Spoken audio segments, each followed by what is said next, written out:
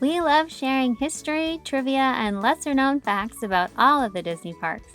And today we zoom in on Star Wars Galaxy's Edge at Disneyland Resort in California.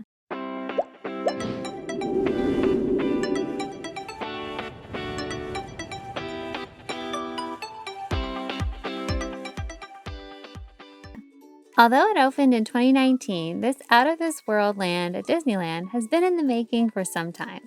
In fact, planning and development for Star Wars Galaxy's Edge started in 2014, just 2 years after Disney acquired Lucasfilm Limited. Construction for Star Wars Galaxy's Edge started in April of 2016. And the land officially opened more than 3 years later on May 31st of 2019 at Disneyland. Galaxy's Edge in Disney's Hollywood Studios in Florida opened just 3 months later in August of 2019. 2 of the films from the sequel trilogy, The Force Awakens and The Last Jedi, were produced and released as this land was being developed. These films introduced the Kylo Ren and Rey characters that headline this new land in many ways, as characters you see walking around the land and featured in the Rise of the Resistance ride.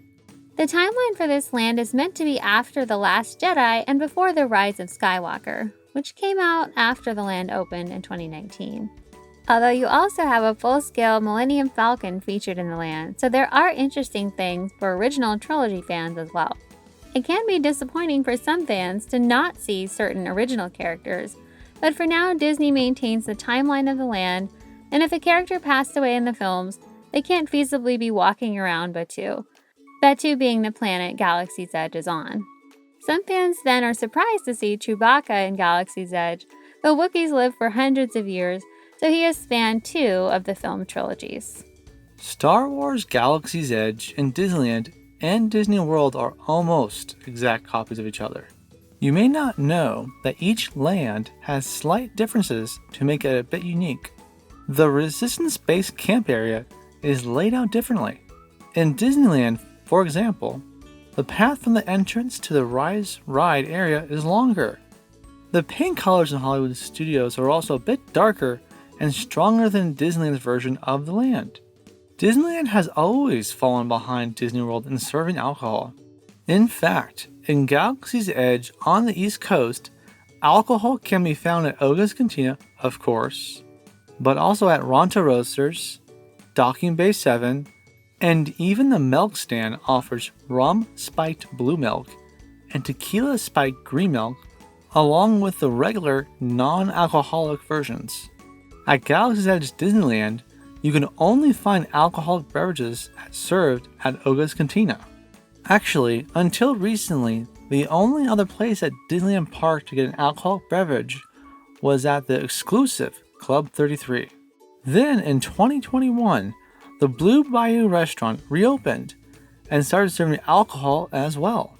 And of course, the most obvious difference is probably that Disneyland has 3 entrances to the land, whereas in Hollywood Studios, there are only 2.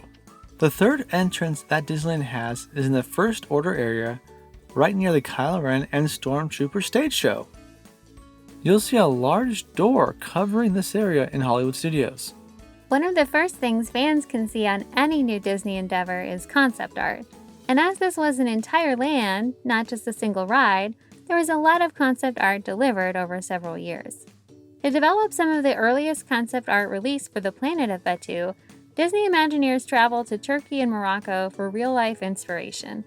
You can see the inspiration in this early reference photo that reminds us of parts of the Black Spire Outpost Marketplace. The teams also traveled to Petrified Forest National Park in Arizona for inspiration for the tall rock spires of Batuu that are designed to be giant, petrified, or fossilized trees. Although the resemblance here is harder to see, as the actual National Forest petrified wood is not usually tall and upright like the spires in Galaxy's Edge.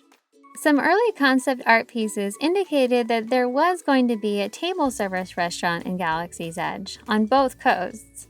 The Orlando Sentinel noted that the table service restaurant would have been called the Kalikori Club and would have been a sort of hidden club like a speakeasy on Batuu.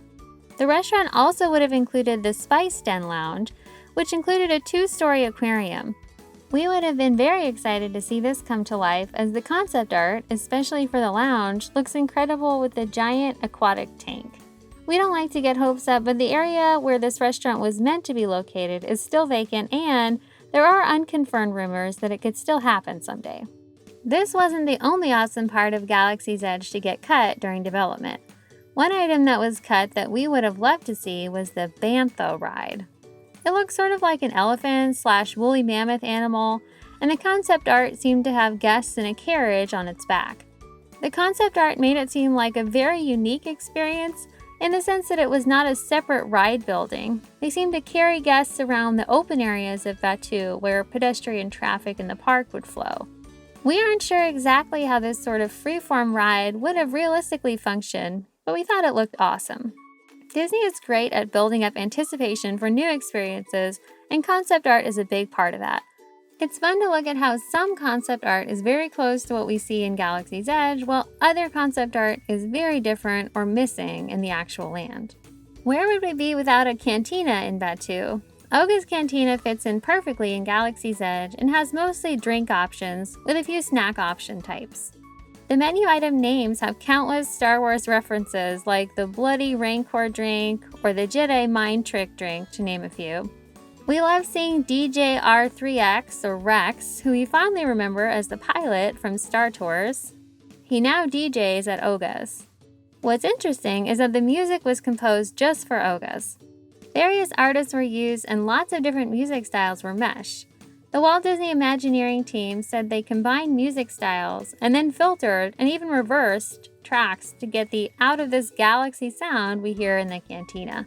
Artist names were made up to match the Star Wars theme, but the real-life musical artists include some famous names, like Grammy winner Judith Hill, although voices were disguised enough not to be recognized. The Oga's Cantina soundtrack is actually available and now streaming on various platforms. Millennium Falcon Smuggler's Run first opened at Disneyland on May 31st, 2019, along with the entire Galaxy's Edge land.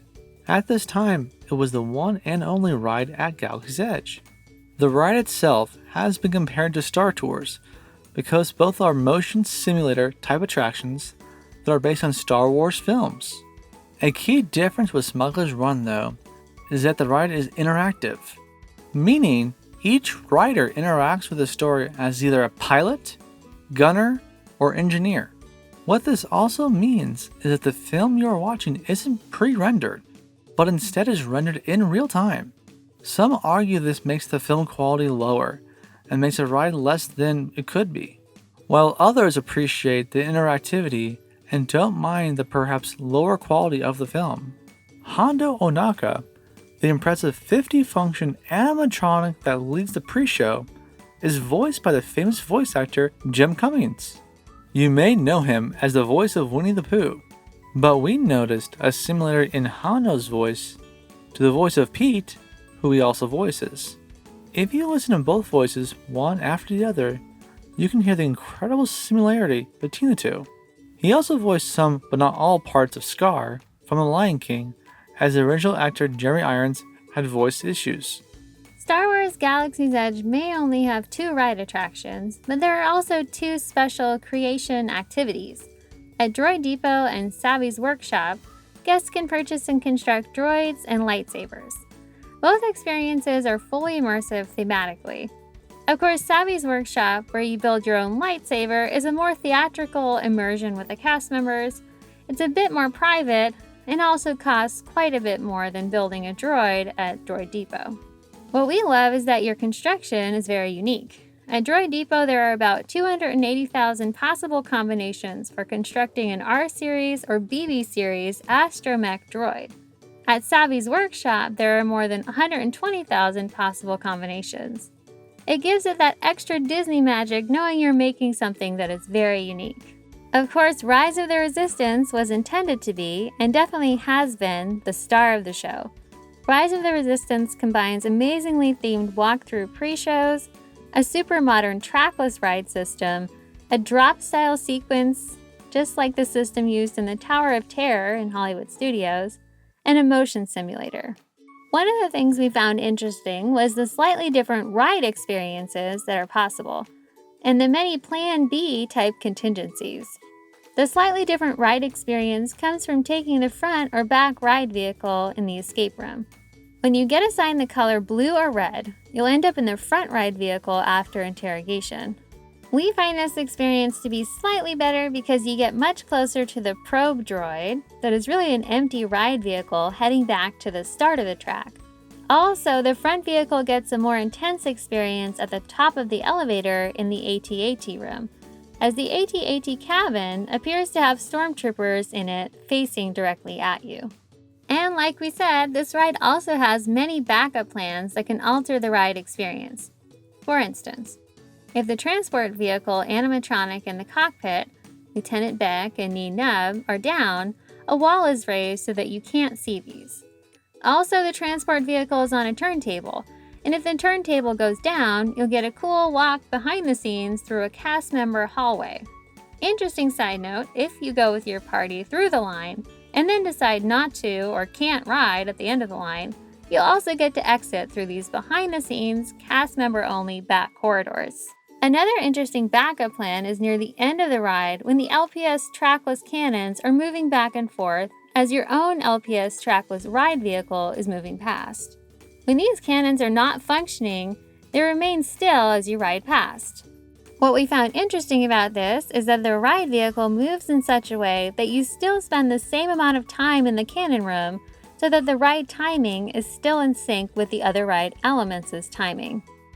If the final Kylo Ren animatronic, where it seems like he's sucked out into space, is down, this animatronic is completely covered up, and we instead experience Kylo Ren from a screen in which he's in his TIE fighter ship and then gets hit and falls away. We will be releasing a separate video looking more closely at just this one ride, but we did want to mention a few interesting facts about Rise here. There are so many Easter eggs and lesser known facts about Star Wars Galaxy's Edge. Let us know in the comments below what secrets and fun facts you have found out about this land. Thanks so much for watching, everyone! Here at Main Street USA Studios, we love providing unique content on all aspects of the Disney parks. Let us know if we missed anything in the comments below, and if you like what you saw, don't forget to like and subscribe.